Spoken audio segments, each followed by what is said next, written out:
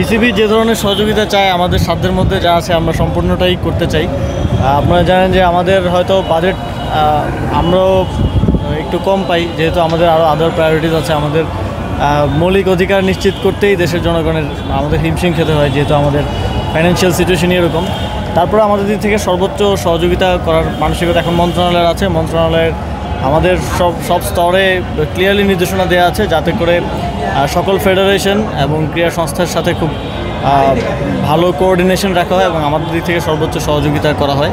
তো আমরা একটা ভালো সমন্বয়ের মাধ্যমে বিসিবি হোক, বাফুফে হোক, অন্যান্য ফেডারেশন হোক, বাংলাদেশের স্পোর্টসকে সামনের দিকে এগিয়ে নিয়ে যেতে। 100টি স্কুলে আপনি টার্ফের কথা বলেছেন, আর্টিফিশিয়াল, বিষয়টা একটু পরিষ্কার করে যদি বলতেন। এটা প্রয়োজনের ভিত্তিতে 100টির বেশি হতে পারে। আমরা এখন অ্যাসেসমেন্টটা করছি, বিসিবি আমাদেরকে এতে সহায়তা করছে। পাশাপাশি আমাদের যারা জেলা ক্রীড়া অফিসার আছেন ওনারাও অ্যাসেসমেন্টে সহায়তা করছেন, যে কোন স্কুল মাঠগুলোতে সাধারণত লোকাল টুর্নামেন্টগুলো হয়ে থাকে, আর কোন স্কুল মাঠগুলোতে বেশি খেলা হয়, এবং সেখানে আমরা সিনথেটিক পিচ করে দেবো, যাতে করে ফুটবল বা অন্যান্য স্পোর্টস খেলার ক্ষেত্রেও কোনো বাধা না হয়। এবং আপনারা জানেন যে একটা সিনথেটিক পিচ থাকলে বাউন্স থেকে শুরু করে কনসিস্টেন্সি থাকে। আমরা তো মাঠে খেলতাম, গর্ত হয়ে যেত, তো বল এদিক থেকে ওইদিকে চলে যেত, বা একটা কনসিস্টেন্সি থাকতো না।